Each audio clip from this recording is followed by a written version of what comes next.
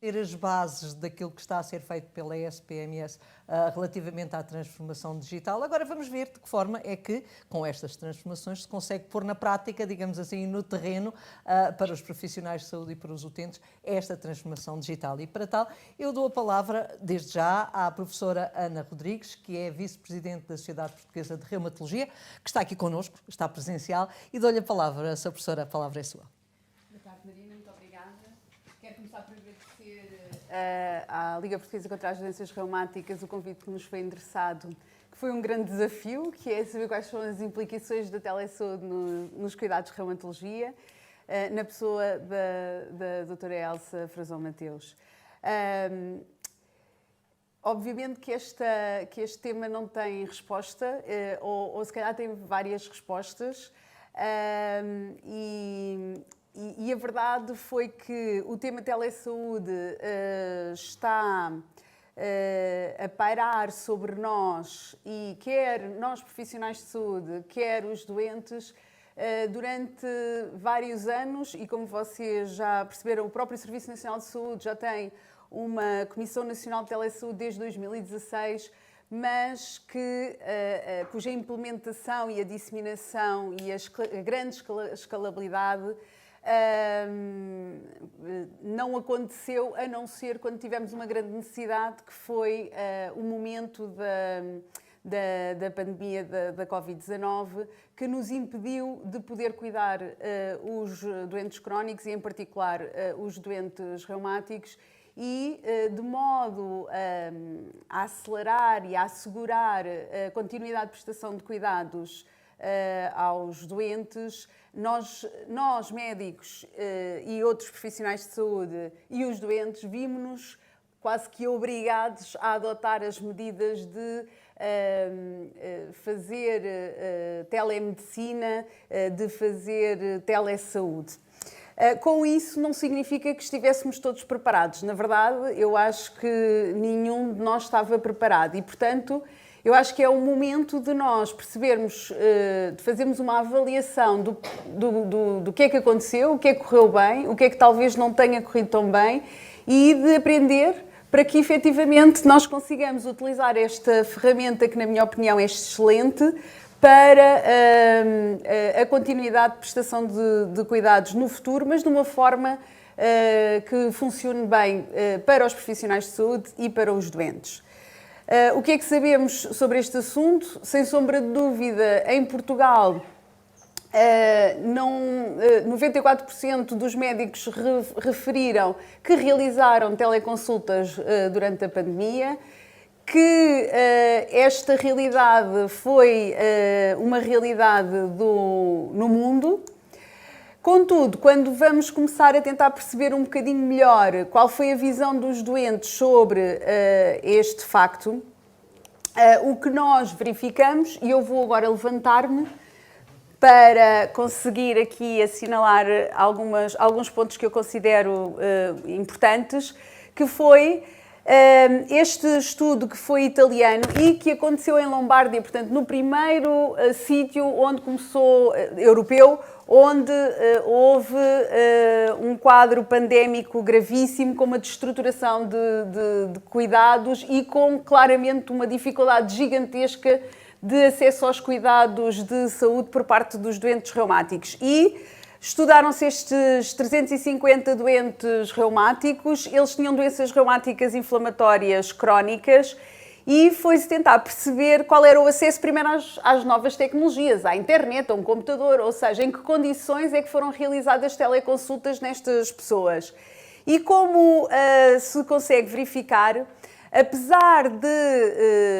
a grande maioria dos doentes jovens ter computador, acesso à internet, eu quero chamar a atenção para a população acima dos 60 anos, onde vocês veem que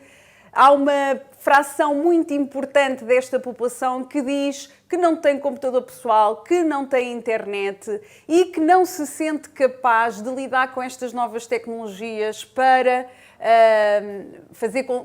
receber prestação de cuidados e fazer consultas. E isto é uma barreira, sem sombra de dúvida, e é uma barreira que nós temos que tentar conseguir ultrapassar. Quando perguntamos se efetivamente, agora que tiveram a experiência, porque todas estas pessoas tiveram a experiência de ter teleconsulta, quando perguntamos, agora que tiveram esta experiência de teleconsulta, querem continuar a receber cuidados de saúde através de teleconsulta? Mais uma vez, a população mais jovem, a grande maioria diz-nos que sim, mas a população com idades superiores a 60 anos não têm a mesma resposta e não se sentem confortável com esta nova forma de prestar cuidados de saúde. E, mais uma vez, vê-se que mesmo a população mais jovem, a grande maioria dos doentes prefere consultas presenciais a teleconsulta. Um estudo feito, liderado no Canadá, que tem 429 doentes reumáticos, quer inflamatórios, quer não inflamatórios, portanto, doentes com artrose, artrite reumatoide, lúpus, entre outros, artrite idiopática juvenil, estão aqui incluídos. E eles fizeram um questionário online para saber também como é que sentiram esta experiência de teleconsulta na sua vida. E apesar de facto, e por causa desta grande necessidade de precisar de continuidade de medicação, de continuidade de seguimento por parte dos profissionais de saúde e de a grande maioria destas pessoas se ter mostrado satisfeita, 71,2% mostrou-se satisfeita com estas consultas virtuais, quando perguntamos aos doentes, estes que estavam satisfeitos com as consultas virtuais, qual é o seu tipo de consulta preferida? Mais uma vez, a grande maioria diz que prefere consulta presencial, logo seguida de teleconsulta, e a videoconsulta é efetivamente a menos preferida. E não deixa de ter também aqui algum interesse que, quando nós perguntamos entre videoconsulta e teleconsulta, que os doentes considerem que a teleconsulta é preferencial à videoconsulta quando é uma oportunidade de estar em contacto cara a cara com o profissional de saúde. E eu acho que vale a pena tentarmos perceber um bocadinho as razões que levam a estas opiniões, a estas ideias de quem viveu no meio da pandemia esta experiência. E, portanto, se pensarmos teoricamente, as teleconsultas, sem sombra de dúvida, que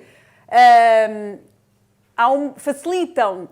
pelo menos teoricamente, o acesso dos doentes aos cuidados de saúde, sobretudo doentes que vivam em zonas remotas ou que, por causa de limitações de mobilidade, não consigam estar presencialmente, evita de facto deslocações, pode eventualmente até reduzir o tempo de espera, evitar os contágios hospitalares, que foi muito importante durante a pandemia, e, se bem estruturada, até pode melhorar a comunicação entre os profissionais de saúde e os doentes. Contudo, as recomendações, quer do Colégio Europeu de Reumatologia, quer do Colégio Americano de Reumatologia, são unânimes e é unânime em representação quer dos doentes, quer dos profissionais de saúde, que no seguimento de um doente reumático, apesar da teleconsulta ter um papel que pode de facto ser relevante, sobretudo em alguns momentos, não podem de todo substituir as consultas presenciais e, na visão do profissional de saúde, porque é necessário um exame físico que é indispensável muitas vezes para fazer um novo diagnóstico ou para avaliar a atividade de doença reumática, e por parte do doente porque considera que as consultas presenciais são necessárias para determinados sistemas de saúde que são necessários ser partilhados com uma relação humano-presencial. Situações onde potencialmente a teleconsulta pode ser útil são, muitas vezes, em consultas que não são até programadas, ou seja, lá está, para nós conseguirmos aumentar e melhorar o seguimento ao doente crónico, pode, através desta teleconsulta, ser solicitado pelo doente e não ser ao contrário, não é? Não há aquelas consultas periódicas, regulares, e portanto para nós contornarmos este aspecto um bocadinho e tornarmos mais acessível a prestação de cuidados, sempre que solicitado pelo doente, uma consulta pode ser feita em teleconsulta se for para esclarecimento de dúvidas, renovar prescrição médica,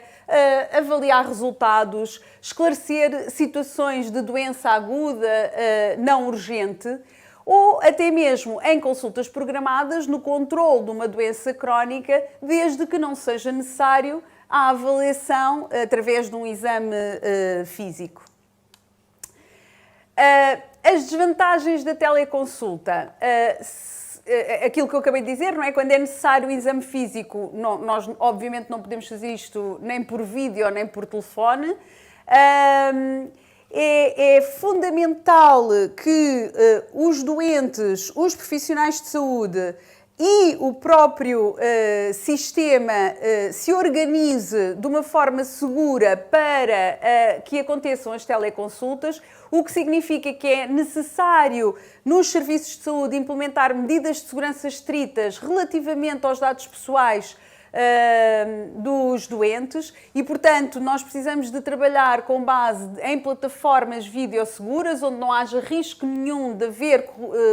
um problema de privacidade, uma disrupção de confidencialidade ou de privacidade naquela relação.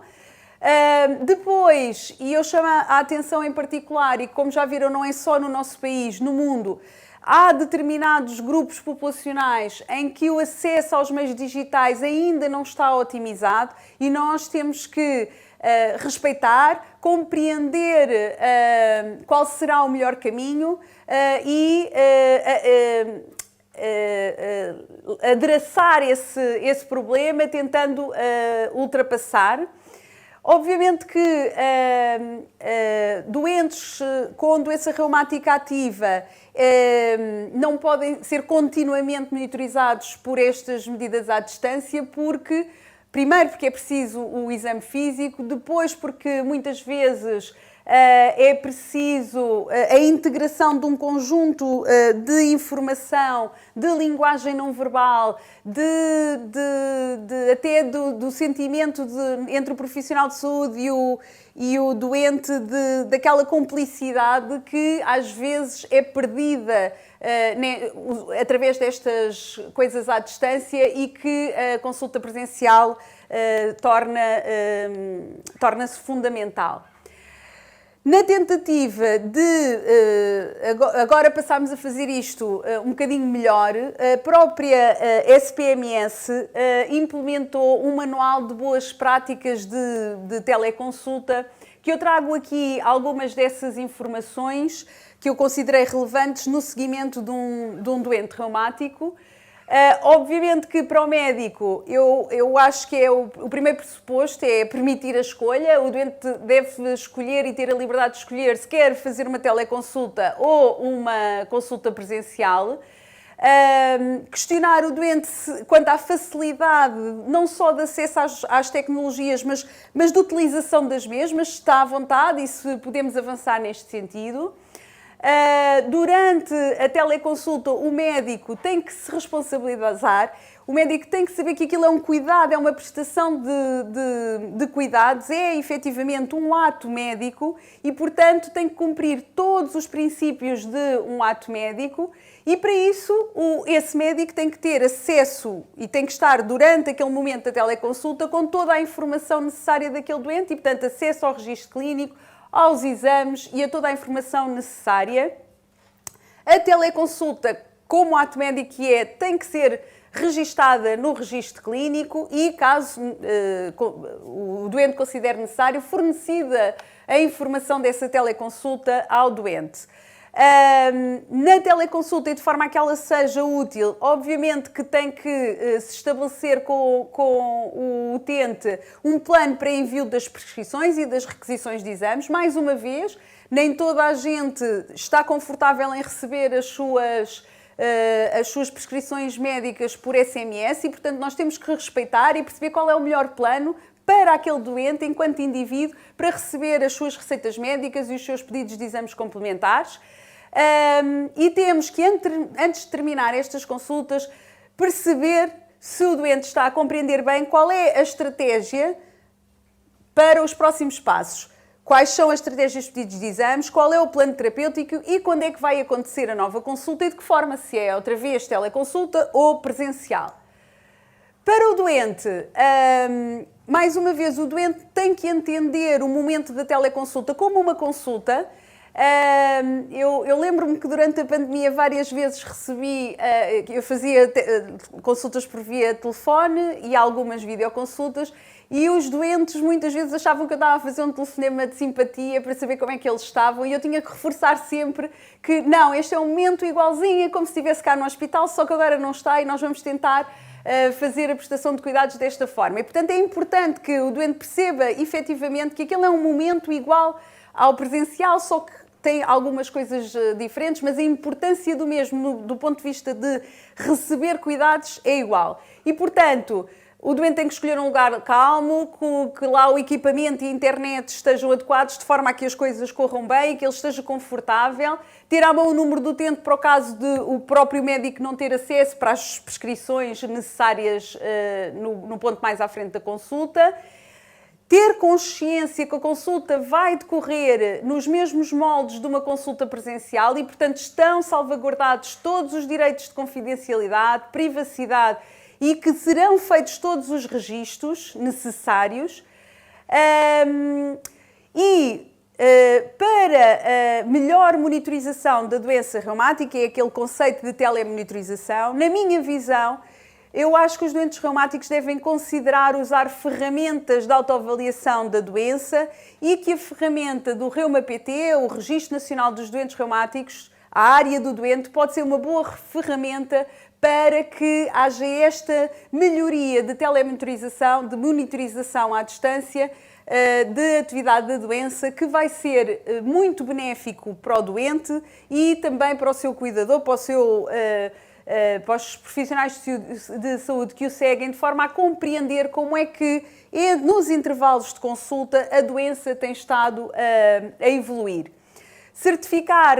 e dizer ao médico se recebeu ou não as requisições e as receitas, esclarecer todas as dúvidas. É mesmo uma consulta, não deixes para o dia seguinte, nem deixes para a consulta seguinte, se não percebeu qual é o plano, o que é que vamos fazer a partir de agora e quando é que vai ser a próxima consulta.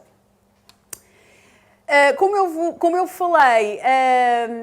na Sociedade Portuguesa de Reumatologia, o Registro Nacional de Doentes Reumáticos, que tem sido, nos últimos 13 anos, amplamente utilizado pelos profissionais de saúde para registar a informação clínica dos doentes, de modo a poder monitorizar e avaliar a eficácia dos medicamentos, a segurança dos medicamentos. Tem, desde há alguns anos, uma área que é a área dos doentes, onde estão disponíveis vários questionários que permitem perceber como é que o doente tem estado a evoluir em várias dimensões da sua doença. Esta área dos doentes está ainda em fase de ser melhorada. Nós estamos ativamente a tentar que esta área seja a tradução e faça sentido para todos os profissionais de saúde e, sobretudo, para os doentes, que os doentes revejam aquelas sim são as dimensões que querem que os seus cuidadores saibam sobre si, sobre a sua doença e que são de facto relevantes para o seguimento da sua doença. E peço a todos para, quando em janeiro estiver uma nova versão desta área dos doentes disponível, eu peço a todos os doentes para nos ajudarem a ajudar e nos darem as indicações necessárias de como gostariam de ver esta área do doente e traduzida e o que é que queriam efetivamente que o médico visse relativamente às suas dimensões enquanto pessoa. E, portanto, quero agradecer esta oportunidade e passo a palavra à Marina.